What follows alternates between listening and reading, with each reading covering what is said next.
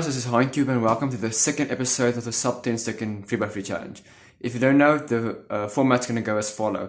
Part 1 is what I did to improve, part 2 is my 3 best solves and me reconstructing it, also critiquing it, and then the third part will be me explaining what I'll do to improve in the next week. So let's get started with part 1. So the previous week I didn't really do that much. I only did a bunch of slow and timed solves, and the reason for this is in a month I will be attending my next competition, so I was preparing for that. And the video for tomorrow, I'll explain everything about how I will prepare for the video, what I will do, and what I will practice. So yeah, basically I just did a bunch of slow solves and also a ton of timed solves, but for some reason my average went down like 0.7 seconds, which is remarkable for me.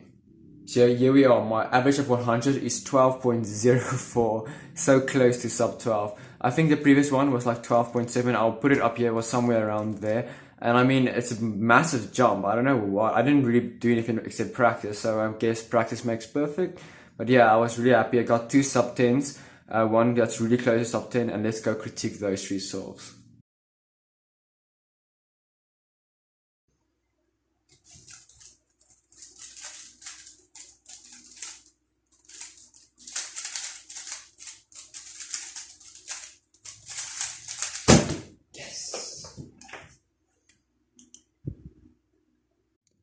So the first solve obviously was the easiest cross, as you could see already 3 pieces done. And I could have just inserted the last cross piece like that, but I saw this pair and this could be an easy, it's a bad pair now, but I could make it an easy pair.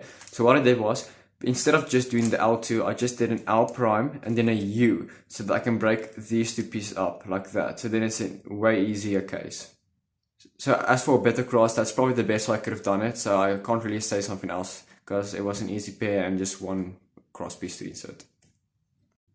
So I was in this position, so I knew I was supposed to be in here. So what I did was I rotated, because I knew I had to rotate once, but then for some reason I did a U prime, but then I paired them up and then inserted like that, so it made another pair. In my opinion, a better solution would be like this. I was in this angle, so I still would have to rotate, but I paired them like this, rotate, and then just inserted the back, which would be way better, because then I would have been able to insert this piece at the back as well, leaving the other 2 FTL pieces, so that would have been a much better solution.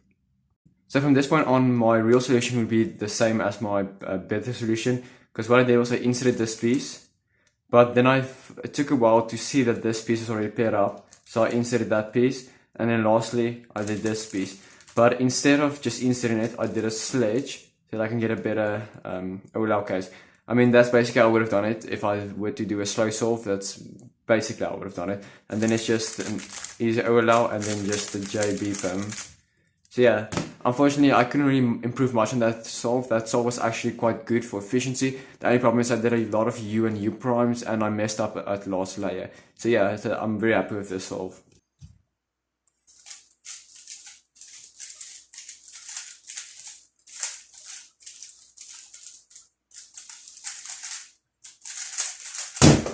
Yes, let's go.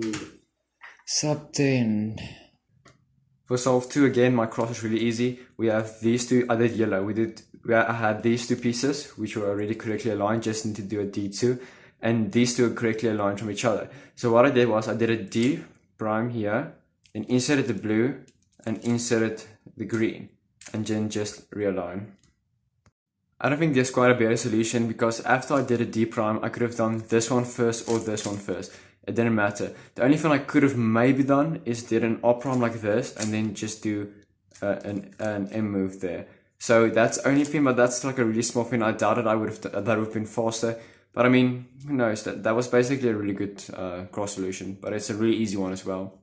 And this is the part I really messed up, because for some reason I didn't see this pair. So what I did was I rotated, tried to see how I should pair this one, did this, and then just inserted that, which was a really bad solution. I should have done this pair in the beginning.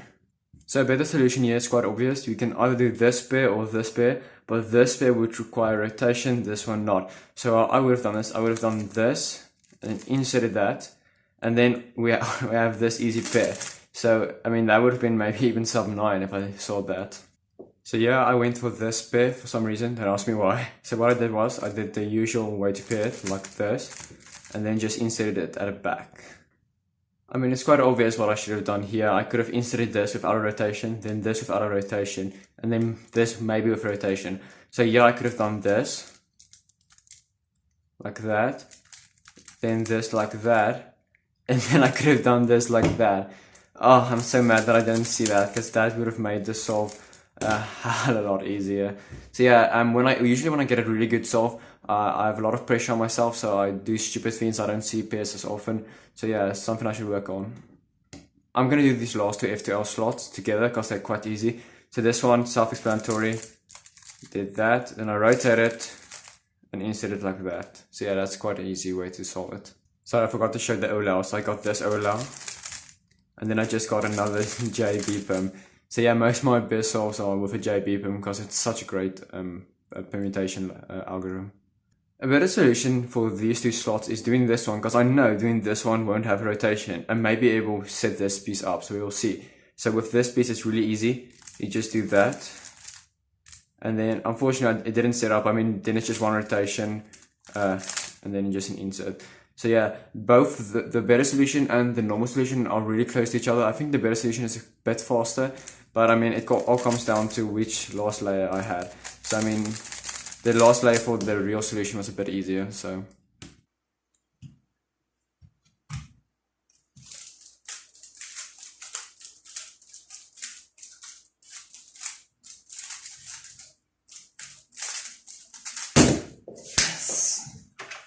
Whew, what a solve.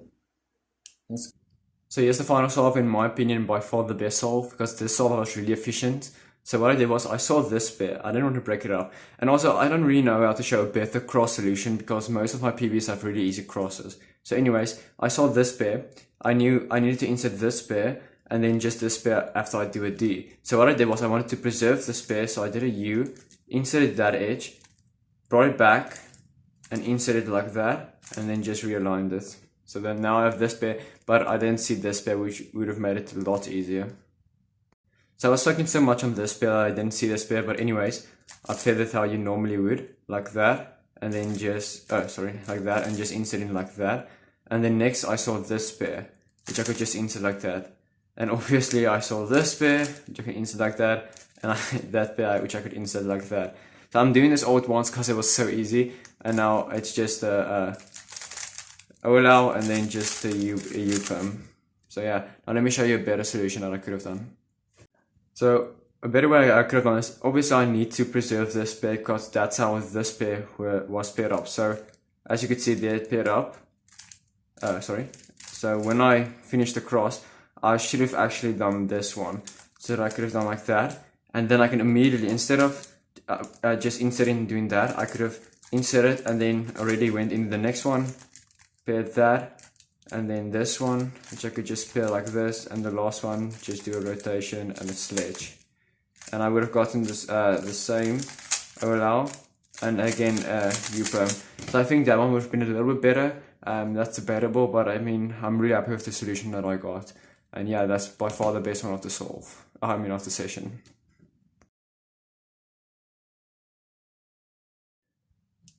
So let's talk about what I'll do to improve in this week. So tomorrow's video will explain a lot of things because I have a competition in a month and I want to prepare for it properly. So tomorrow's video will explain everything, how the sessions will work and how I'll practice.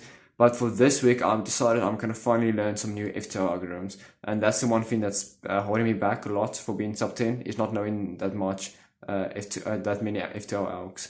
So yeah, I'm happy. I'm definitely gonna learn a bunch of them. And yeah, this was a great session. I mean, 12.05. I'm truly grateful. I'm progressing so fast. But yeah, sub 10 is just around the corner. Don't you worry. Thank you guys so much for watching. Please like and subscribe, and peace.